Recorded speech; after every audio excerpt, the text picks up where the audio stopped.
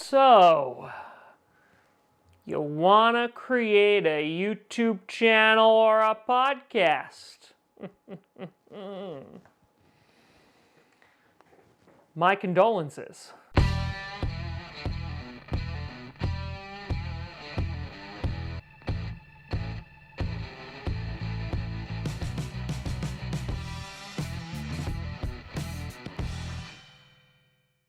Grossi Posse Packer Nation, welcome to the episode of Packcast, the podcast where you don't have to be a Packers fan, but it sure does help. I am your host, Tom Grossi, and today we're doing a video that's a little bit different based off of the question that I get every single week in my DMs as you're all slipping and sliding on in there like a slip and slide on an August day in the Northern Hemisphere, and that is, Tom, how do I start a podcast? How do I start a YouTube channel? How do I get my business to thrive in the black market selling kidneys? Well, the answer to all three of those things is a bathtub with a lot of ice and potentially some toasters.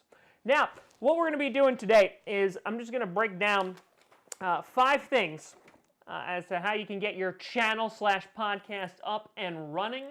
And if you couldn't tell from my 24,000 subscribers, I am perfectly mediocre. If you're looking to be whatever below a D-list celebrity is, then this video is most certainly for you. If you are looking to be more successful, I mean, like, you at least leave a like or something, because we're getting desperate here. But let's start off with number one. The number one thing that people constantly ask is, Tom, what kind of equipment do you recommend? What kind of equipment do you suggest? And here's what I'm going to say.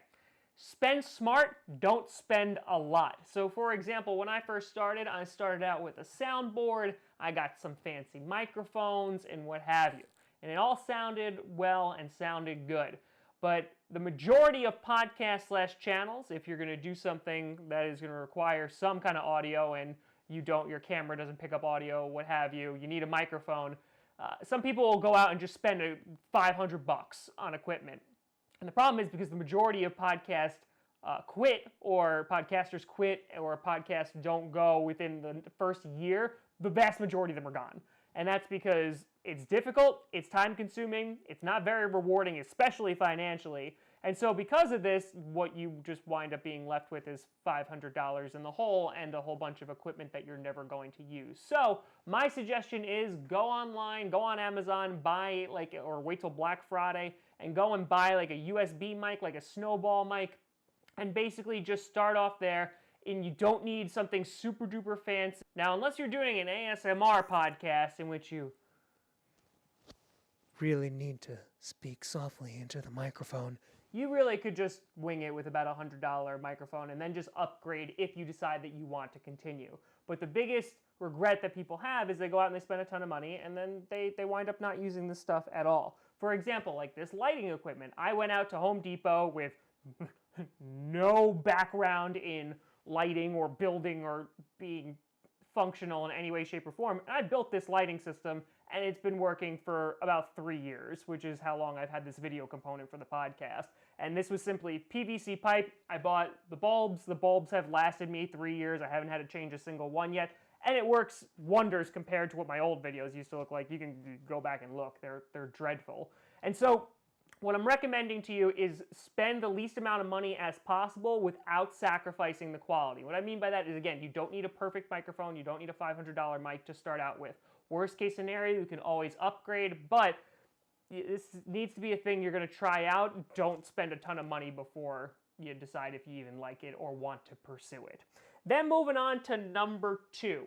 Yeah, you know those expectations you have of being rich and famous and blowing up and quitting your job? Take those expectations and throw them in the garbage, because that's where they belong. If you think that you're going to start a podcast and tomorrow everybody and their mother is going to watch it, you are sorely mistaken. Unless you are literally like the next podcasting god, which you may be egotistical or narcissistic enough to believe that you are, and that's fine, having those delusions of grandeur. That's all well and good.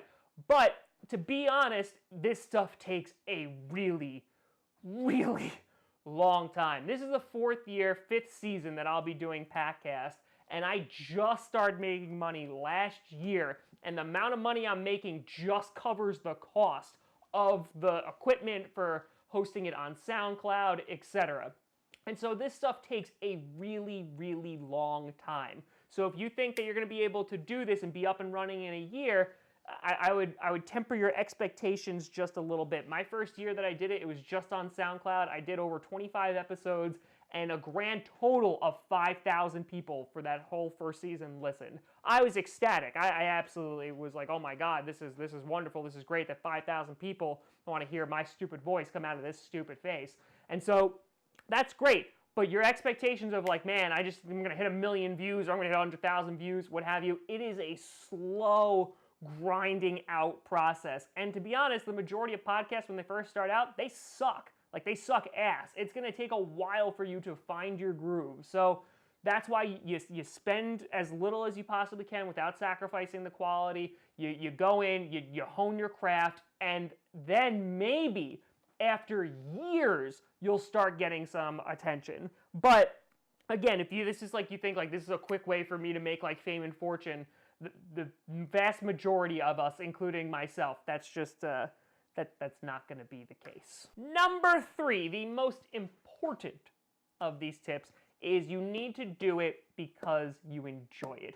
If you are doing this for the money, the fame, the recognition, what have you, you are going to be radically disappointed in how long it actually takes. And so I have had many nights where after a Sunday night football or Monday night football game, I am up till 2 o'clock in the morning editing, trying to put videos out, and I am up at 5 o'clock in the morning to go to my actual full-time jobs that pay to keep the lights on here. And I have done that for years at this point, and it is just slowly starting to get a little bit better, and like there's like this is the amount of success that I've actually had. And so I would not have done that for a year, let alone 4, if I did not love it. The amount of time that I put into this podcast equates to basically a second job. I work over 60 hours a week, 40 in my regular job at least, and then I come back here and I'm doing this at least 20 hours a week. And so again, I would not do that if I did not love it. I would not put out random preseason breakdown videos unless I loved it. Listen, I'm watching preseason football here, but at the same time, there's weeks where I'm streaming and I'm doing it for 3.5 freaking fracking hours, and the game might be the worst game in the history of the world, but I'm enjoying it.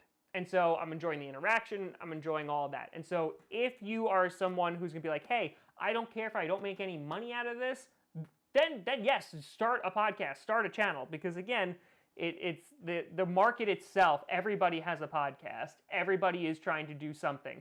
Try to be original, but more importantly, do it because you love it, and then you can't lose out. Number 4, you need to work really freaking fracking hard. Like really, really freaking fracking hard. And this is one of the things that a lot of people will tell you, like, oh, follow your dreams and things will come along and you'll be great and you'll be fine. And that's all well and good and fits on a poster of like, a cat hanging on to a branch saying, hang in there. But you need to make good content. Like it needs to be good, because we're at the age of the internet, and good obviously is also subjective. But you need to make content that is going to engage people, because if you don't, there is anywhere else that they can go. Everybody has a podcast. Everybody has a channel. What makes yours special? What makes yours unique? Are you doing videos that everybody else is doing? It's probably going to get lost amongst the shuffle and no one's going to pay attention to you. Are you doing stuff and you have crappy lighting, or you don't, like it looks terrible, or it sounds terrible? They will go find something that looks and sounds better. And so on top of that, I like when everyone's asked about like how do you build an audience, how do you build like that relationship, it takes years to do it. At least in my scenario, it took years to do it. I used to be the guy that would go on to like the NFL YouTube page and go on like the highlights of the Packers game, and I would post my channel link. That's back in the day when they accepted that, and posted my channel link like in the comments. And like, listen, I get it, like that's the grind, but the problem is, if those people go and check out your channel and it's terrible, they're not going to subscribe and they're not going to stick around. So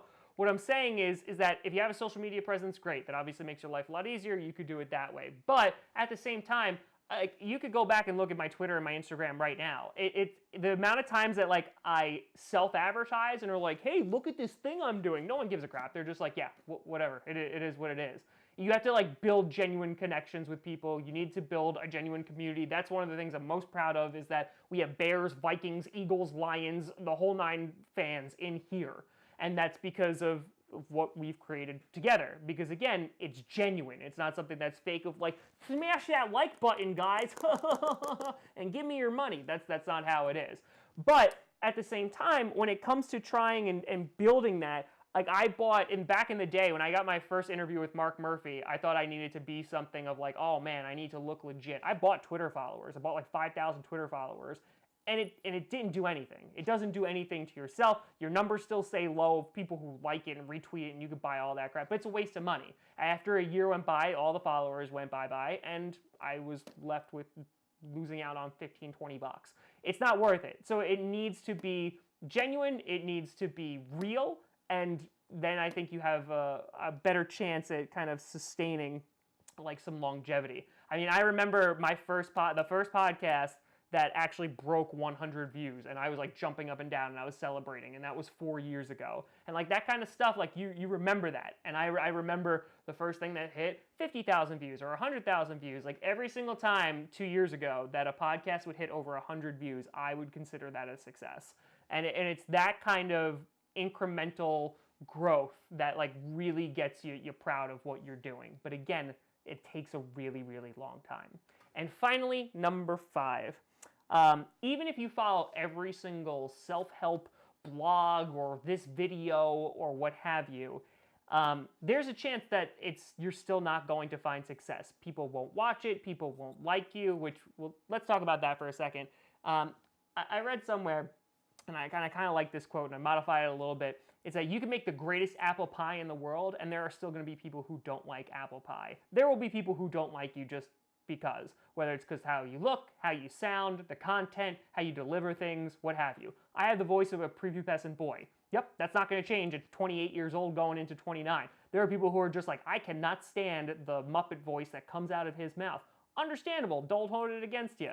You know, and people will tell you don't read the YouTube comments. I do like reading YouTube comments because I like engaging with all of you.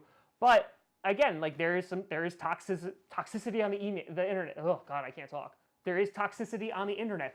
I know, shocking, but hold on to your pearls and stop clutching them. At the end of the day, though, there will be people who don't succeed. You can work as hard as you possibly can. You can put out content every single day. It could be the greatest content in the world. And you could do this for a year, 2 years, 3 years, and you may have very, very limited growth. And that is a possibility. It's so saturated, what is out there now. There is a potential that I don't really grow much from where I am right now, and that is definitely a possibility. But again, if you go back to step number 3 and you're doing it because you love it, it doesn't really matter. Now, obviously, if you're trying to do this so you can like quit your full-time job, you know, that's something a bit different. You have a little bit more stakes on it. But if you're doing this as a hobby or if it's a labor of love, it really doesn't matter if you spend 5 years and you only have 500 people watching you, because you did it just because you enjoyed it. And so that is what I would implore you to do. Make it a hobby. Don't sink your entire life into it. And if it grows from there, wonderful. And if not, you need to be satisfied with the fact that you did it, that you've created something. And you can do that for the rest of your life. That's fine. No one needs you to quit it. But I'm saying don't go in expecting that it's going to be amazing, because you may be disappointed. And I just don't want you to be disappointed, because then you turn into people like my wife, who's me. I mean, I'm in basketball shorts and a suit jacket right now, because I recorded this whole thing in a suit jacket, and then my SD card got corrupted. So now I'm here at 11 o'clock at night recording this video. So disappointment. But again, I wish you luck if you are going to embark on this journey, on this endeavor. It is not an easy one. It could be a very frustrating one. It could be a very upsetting one, in that I have spent hours on a video before and 10 people have watched it. And it's a very deflating feeling. I mean, the only person that I could think like knows that feeling is Tom Brady, because he deflates balls. But I think at the end of the day, you know, you do what you love, do it because you want to do it. And you can't go wrong. You really can't. But that's what I got. That's what this this thing is giving you as advice. Take it, leave it. I'm not your mom, but I could be. You can always find me at TomGrossiComedy.com or at TomGrossiComedy on all the social media you see down below. Check out podcasts on SoundCloud, iTunes, Google Play Music, YouTube, Spotify, and all that wonderful stuff. And a big shout out and thank you to all the patrons over at patreon.com/TomGrossiComedy. I love you. Blah, blah. Yeah, there'll be a Packers-Chiefs breakdown for the preseason game later today because, again, 2 o'clock in the morning is what I'm aiming for to go to bed. But thank you so much for watching. I'm Tom Grossi. And as always, go Pack Go.